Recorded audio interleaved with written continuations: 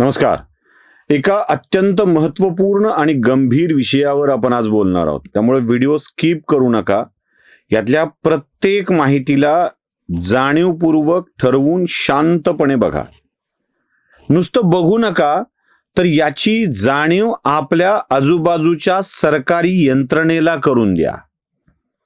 आणि खास करून महाराष्ट्राच्या सरकारला मला हे दाखवायचं आहे.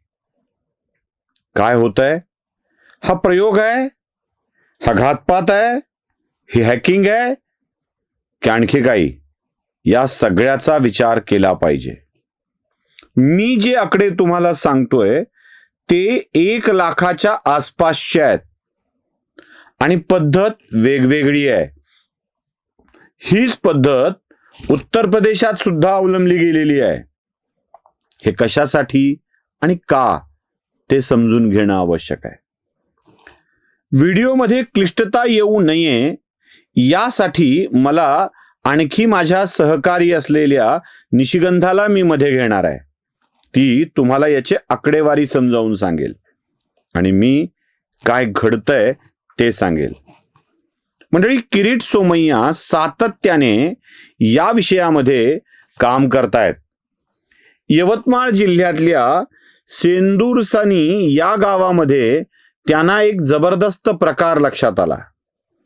सेंदूरसनी गावची लोकसंख्या 1500 आणि त्या गावात एका वर्षात 27,397 एवढी जन्म प्रमाणपत्रांची नोंद झालेली आहे. कशासाठी? यातले 50% अधिक लोक हिंदू आहेत. काय कारण असेल? हिंदू असल्यामुळे शंका येणार नाही का असा प्रश्न पडेल. यवतमाळ जिल्ह्यात घडलेली ही घटना आणि आणखी एक छत्रपती संभाजीनगर जिल्ह्यात घडलेली घटना, सिल्लोड किंवा संभाजीनगरचं घाटी, इथेही सारखंच घडलंय. एकट्या घाटी म्हणजे सरकारी रुग्णालय आणि वैद्यकीय महाविद्यालय इथून जवळपास 7,214 प्रमाणपत्र इश्यू करण्यात आली होती. त्यातली अवैध सापडल्यामुळं 2,173 प्रमाणपत्र रद्द करण्यात आली आहेत, तर 5,041 प्रमाणपत्र रद्द करण्याची प्रक्रिया सुरू आहे.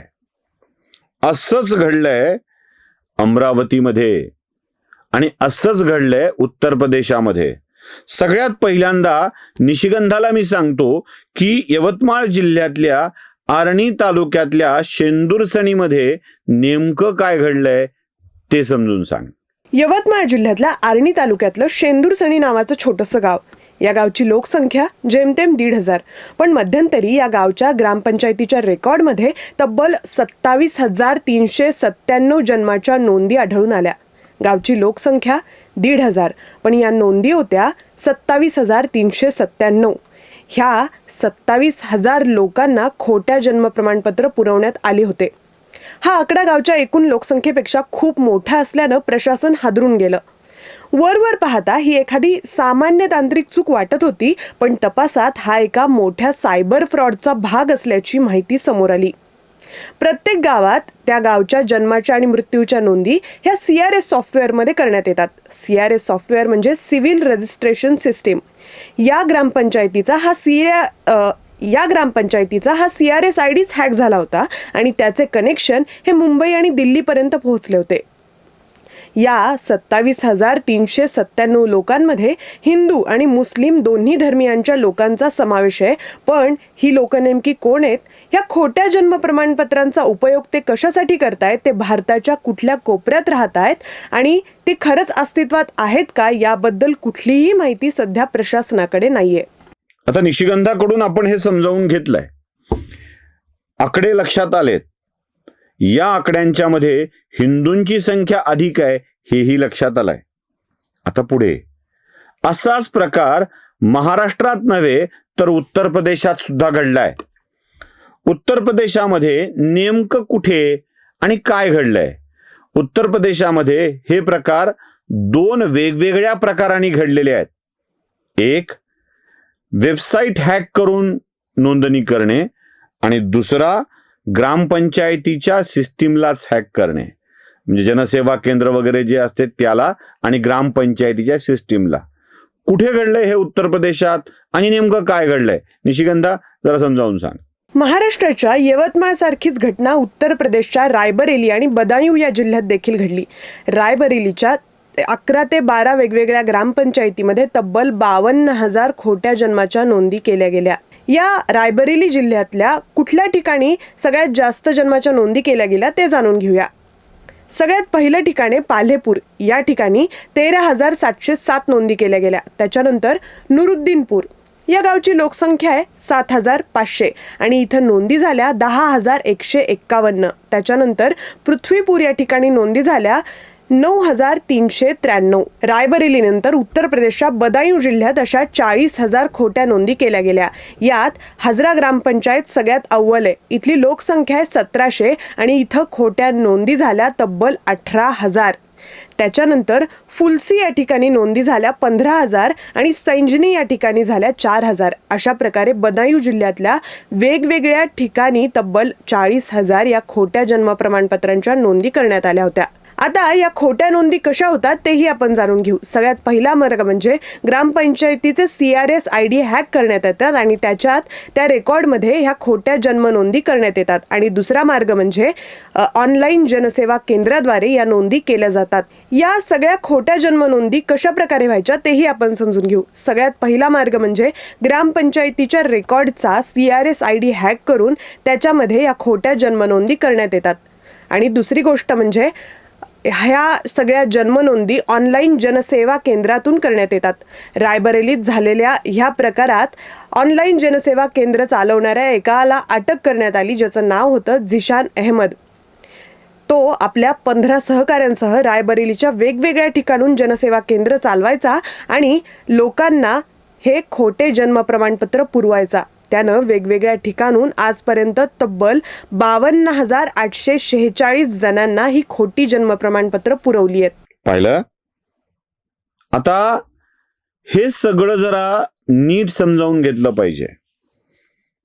जवळपास 1,00,000 इतकी संख्या ही आपल्या समोर दिसते. मी ही 1,00,000 घेतलेली सॅम्पल साईज आहे. सॅम्पल साईज आहे, म्हणजे हा आकडा असा लगे एवढाच आहे असं नाही. हा आकडा याच्या कितीतरी आहे. हिमनगाचं टोक आहे हे. असे लाखो लोकांची जन्म प्रमाणपत्रांसाठीची नोंदणी केलेली आहे. कशी केली आहे? ग्रामपंचायतचं सिस्टीम हॅक केली असेल, काय आपली जनसेवा केंद्र किंवा ज्याला आपण सेतू सुविधा केंद्र म्हणतो ती हॅक केली असतील. कशासाठी? यांचे अर्ज कुठे दिसत आहेत? ही माणसं कुठे अस्तित्वात आहेत की नाहीतच? काय नेमकं? मग अस्तित्वात नसलेल्या माणसांची नोंदणी का केली आहे? कारण शेंदुरसणी गाव आणि त्याच्या आजूबाजूची लोक कुठेही दिसत नाही ज्याची नोंदणी आहे ते. कुठे जातात ही माणसं? कुठून येतात ही माणसं? काय होत आहे? थोडंसं आधीच्या एका बातमीकडे मी आपलं लक्ष वेधतो. मुंबईमध्ये बांगलादेशी घुसखोर सापडले होते. बघा, बांगलादेशी घुसखोर सापडले होते. किती लोकांना हलवलं या संबंधीचा व्हिडिओ आपण केला होता. त्यात सरकारचं कौतुक केलं होतं. पण मुंबईत आलेले, ठाण्यात आलेले किंवा मुंबईच्या आउटस्कर्ट भागात राहणारे हे बांगलादेशी घुसखोर कसे घुसले होते मुंबईमध्ये? तर चंद्रपूर जिल्हा, गडचिरोली जिल्हा, सातारा जिल्हा इथून त्यांनी जन्ममृत्यूची नोंद करून, आधार कार्ड मिळवून, पॅन कार्ड मिळवून मुंबईत प्रवेश केला होता. ही सगळी माणसं महाराष्ट्रातल्या त्या जिल्ह्यातून आलीत असं दाखविण्यात आलं होतं. मग अशी माणसं भारतात आलेलीच नाहीत, अजून प्रवेश करायची आहेत. अशा लोकांची नावं जन्म प्रमाणपत्र मिळवण्यासाठी टाकायची, त्यांचं जन्म प्रमाणपत्र मिळवायचं, आधार कार्ड, पॅन कार्ड मिळवायचं आणि एकदा का ते मिळालं की ते मुंबईत, दिल्लीत, कोलकात्यात या वेगवेगळ्या शहरामध्ये घुसवून टाकायची भारतीय नागरिक म्हणून ही प्रक्रिया सुरू आहे का?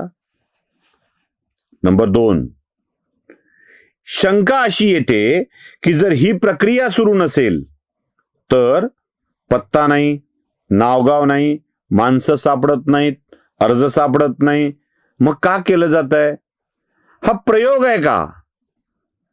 भारतीय किंवा महाराष्ट्राच्या सरकारी व्यवस्थेमध्ये ही नावं टाकून द्यायची, सगळ्या सिस्टीम मध्ये ही नावं भरून टाकायची आणि काय काय केलं जाऊ शकतं या संबंधीची प्रक्रिया राबायची.